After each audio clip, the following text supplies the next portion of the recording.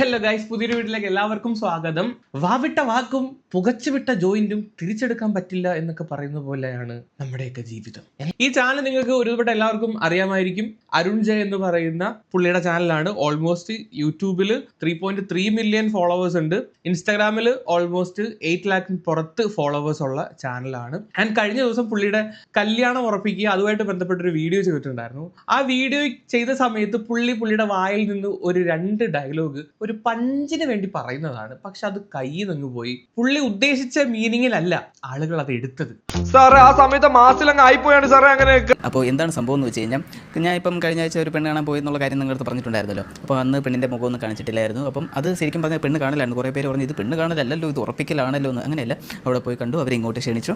അപ്പം അവിടെ നിന്നൊരു ബറ്റാലിയൻ ആൾക്കാർ ഇങ്ങോട്ട് വന്നു. ഒരു പെണ്ണിൻ്റെ ബന്ധുക്കളും കാര്യങ്ങളെല്ലാവരും ഇവിടെ വന്നിരുന്നു. അങ്ങനെ ഇവിടെ വന്ന് ചെറുക്കൻ്റെ വീടും പരിസരവും എല്ലാം കണ്ട് പിന്നെ ഒരു മുക്കാച്ചെമ്പ് ബിരിയാണിയിൽ നിന്ന് അവർ ആ കച്ചവടം അങ്ങ് ഉറപ്പിച്ചിരിക്കുകയാണ്. അപ്പോൾ അന്നാണ് ഈ കാര്യങ്ങൾക്കൊക്കെ ഒരു നീക്കുപോക്കുണ്ടായതും. അതിനുശേഷം ഞാൻ ഇങ്ങനെ ഈ സംഭവം വീഡിയോസൊക്കെ ആ ഒരു ഡയലോഗ് മുക്കാച്ചെമ്പ് ബിരിയാണിയും കഴിച്ചു, ആ ഒരു കച്ചവടം അങ്ങോട്ട് ഉറപ്പിച്ചിരിക്കുന്നു. അങ്ങനെയൊന്നുമില്ല, ടൈം പാസ്. കല്യാണം ഉറപ്പിച്ചു എന്ന് സിമ്പിൾ ആയിട്ട് പറയുന്നതിന് പകരം പുള്ളി കുറച്ചും കൂടെ ഒന്ന് ഫണ്ണി ആക്കാൻ വേണ്ടി ശ്രമിച്ചതാണ്. മുക്കാച്ചെമ്പ് ബിരിയാണി പെണ്ണുകെട്ടാർ വന്ന് എന്റെ വീട്ടിൽ വന്ന് വെട്ടി വിഴുങ്ങിയിട്ട് അവർ കച്ചവടം ഉറപ്പിച്ചിട്ട് പോയി. ഈ രീതിയിൽ പുള്ളി പറഞ്ഞു വെച്ചേക്കുന്നത്. അതെ, അതൊക്കെ അന്ന് ഉള്ള കാര്യങ്ങൾ. അതിനെപ്പറ്റി ഇപ്പോൾ ഇവിടെ ചോദ്യം ചെയ്യേണ്ട കാര്യമില്ല.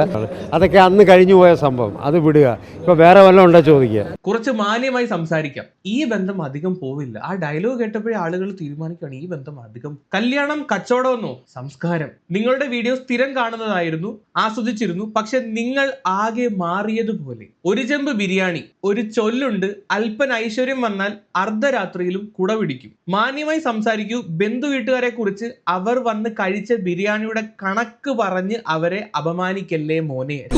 ഈശ്വര, ഓരോന്നോരോന്നായി പുറത്തേക്ക് വന്നോണ്ടിരിക്കുകയാണ്. കച്ചവടം ഉറപ്പിച്ചു, വീട്ടുകാർ ഒരു ചെമ്പ് ബിരിയാണി കഴിച്ചു. ക്യാഷ് ഉണ്ടാക്കിയ പോലെ സംസ്കാരം ഉണ്ടാക്കാൻ പറ്റില്ലല്ലോ. അപ്പൊ ഇത്തരത്തിലുള്ള കമന്റ് സെക്ഷൻ ആണ് ഈ വീഡിയോയുടെ അടിയിൽ വന്നുകൊണ്ടിരിക്കുന്നത്. പുള്ളിയുടെ സംസ്കാരം, അവൻ കാശുണ്ടാക്കി, അവന് സംസ്കാരമില്ല, വിവരമില്ല, വിദ്യാഭ്യാസമില്ല, ഇങ്ങനെ പലതരത്തിലുള്ള കമന്റ്സ് ഇങ്ങനെ റിപ്പീറ്റഡ് ആയിട്ട് വന്നുകൊണ്ടിരിക്കുകയാണ്. തീരുമാനമായി. നേരം വിളിക്കുമ്പോ ഈ നാട്ടുകാർക്ക് എല്ലാം അൽഷിമേഴ്സ് വന്നിട്ട് എല്ലാം മറന്നു വരുന്നെങ്കിലോ. ഇതിനുശേഷം ഈ പയ്യൻ അവന്റെ ഒരു എക്സ്പ്ലനേഷനായിട്ട് വന്നു. അത് ഉദ്ദേശിച്ചിട്ടല്ല പറഞ്ഞതെന്നും പറഞ്ഞിട്ട് നമുക്ക് എക്സ്പ്ലനേഷൻ വീട്ടിൽ. ആ സമയത്ത് ഞാനിത് പറയുന്ന സമയത്ത് എൻ്റെ മുമ്പിൽ അല്ല എൻ്റെ തലയിലേക്കുള്ള ഓടിക്കൊണ്ടിരുന്നതെന്ന് പറയുമ്പോഴത്തേക്ക് രായമണക്കത്തിൽ മമ്മൂക്ക പറയുന്ന സാധനമാണ് എൻ്റെ തലയിലും.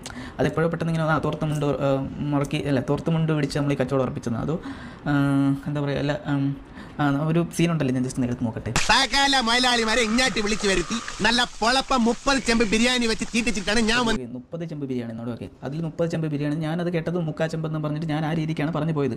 അല്ല എന്റെ പൊന്നു മോനുണ്ടാ, നീ അത് പറയുന്ന കാര്യം തോർത്തുമുണ്ട് എടുത്ത് കൊടുത്ത് തോർത്തുമുണ്ടിന്റെ അടിയിൽ പൈസ തിരികെ വെച്ചിട്ട് കച്ചവടം അതെങ്ങാണം പറഞ്ഞാൽ ഇതിനേക്കാളും ഏറിപ്പോയല്ലേ. നീ കാര്യമായത് പറയാഞ്ഞത്. ഇത് കല്യാണമാണ്, പോത്ത് കച്ചവടം അല്ല എന്ന് വരെ ആൾക്കാർ വന്ന് വേണമെങ്കിൽ കമന്റ് ഇട്ടേനെ.